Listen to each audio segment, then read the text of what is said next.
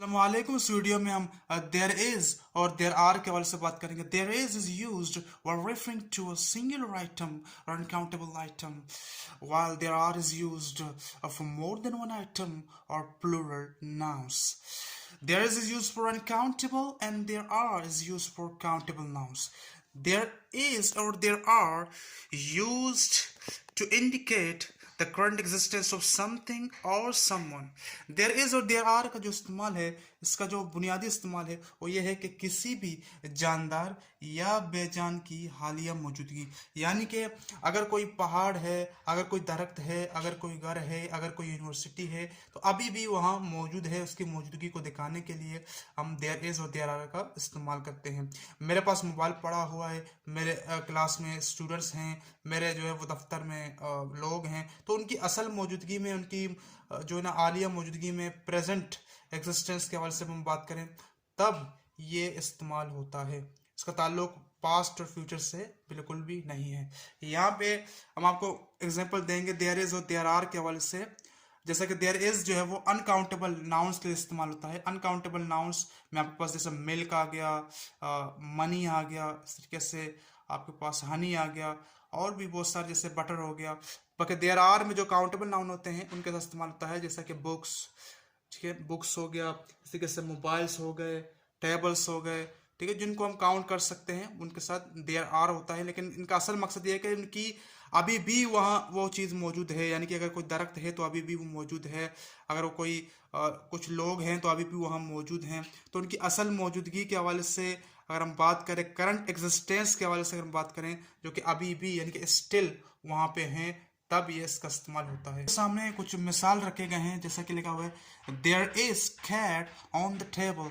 मतलब ये हुआ कि उसकी मौजूदगी यानी कि करंट एग्जिस्टेंस के हवाले से हम बात कर रहे हैं कि एक बिल्ली जो है वो मेज पे अभी भी मौजूद है।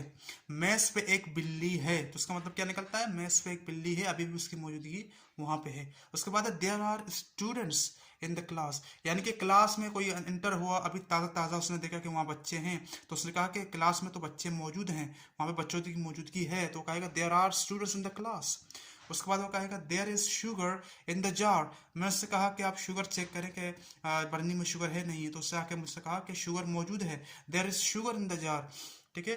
There are trees in the forest. आप कोई जंगल में गया, उसने कहा कि दरख्त होते हैं, कोई जाए नहीं जाए, दरख्त तो जंगल में होते ही हैं, तो there are trees in the forest एक ट्रुथ है। There is a gangster in my area. किसी ने कहा कि मेरे इलाके में एक गैंगस्टर है जिसकी मौजूदगी अभी भी है, तो कहेगा there is a gangster in my area. पल की तरफ हम देखें कि yes there is a film on TV tonight, यानी कि रात को कोई मूवी चलने वाली टेलीविजन पे, तो मैंने कहा कि there is a film on TV tonight, तो उसके बाद किसी इसका अफर्मेटिव है, उसका नेगेटिव जब बनाते हैं तो यस नो में तब्दील हो जाता है, तो no there isn't any film on TV tonight. जब इसको नेगेटिव बनाएंगे तो उसमें हम एनी का इजाफा करेंगे, no there isn't any film on TV tonight, यानी कि रात में कोई फिल्म नहीं होने वाली, कोई फिल्म एग्जिस्ट नहीं करती। Is there a film on TV tonight, ये है हमारा interrogative sentence, is there a film on TV tonight. एक और एग्जांपल है आपके सामने, अफर्मेटिव का सेंटेंस है yes there is some milk in the बोतल। जब हमने कहा अफर्मेटिव में कोई जुमला बनाया तो हमने कहा कि कुछ दूध है प्याले में, कुछ दूध है प्याले में, तो सम अफर्मेटिव में लगता है। उसके बाद जब उसका नेगेटिव बनाएंगे, no there isn't any milk in the bowl, यानी कि दूध की कोई मौजूदगी नहीं है प्याले में। और उसके बाद जब उसका इंटरोगेटिव सिंपल क्वेश्चन बनाएंगे तो is there any milk in the bowl, ठीक है। और उसके बाद हम उसका आई डब्ल्यू क्वेश्चन या डब्ल्यू एच क्वेश्चन बनाएंगे, how much milk is there in the bowl, how much milk is there in the bowl. ये जो सेंटेंस है, ये जो एक एग्जांपल दिया गया आपको, ये अनकाउंटेबल नाउन, अगर काउंटेबल नाउन होता इसकी जगह पे लिखा होता yes there are some apples, ठीक है, some apples in the refrigerator. और इसका जो नेगेटिव होता है no there are not, there aren't any apples in the refrigerator. और are there any apples in the refrigerator, how many apples are there in the refrigerator. आपने फर्क देख लिया कि इसके जगह में आर हो जाता हेल्पिंग वर्ब, उसमें और उसमें जो आपके पास वर्ब आता वो आर आ जाता, लिंकिंग वर्ब जो आपके पास आता वो आर आता है बजाय इस के, ठीक है, क्योंकि इस सिंगुलर के लिए आता है और जो आपके पास जो आर होता है वो प्लूरल के लिए आता है।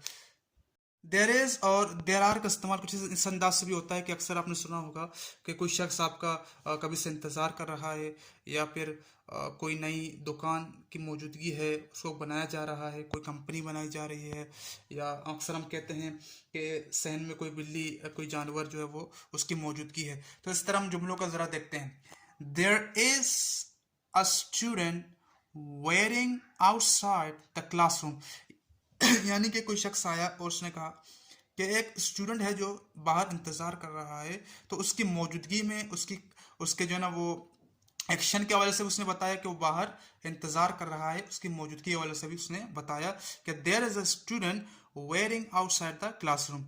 और उसके बाद है जनाब, there is a new restaurant opening in the neighbourhood. और किसने कहा कि एक नया रेस्टोरेंट जो है बनने जा रहे हैं, सबने देख लिया कि नया रेस्टोरेंट बनाया जा रहा है। तो ये जुमला बेहतरीन है कि there is a new restaurant opening in the neighbourhood, हमारे पड़ोस में एक नया रेस्टोरेंट जो है वो तामीर किया जा रहा है, या उसकी जो है ना मौजूदगी अभी भी है कि वो उसको बनाया जा रहा है, उसको खोला जा रहा है। There is a stray cat wandering around the backyard, यानी पीछे का जो सहन है उसमें एक फालतू बिल्ली जो है ना वो घूम रही है, उसको देखा जा सकता है, उसकी मौजूदगी अभी भी वहाँ है। Thank you so much.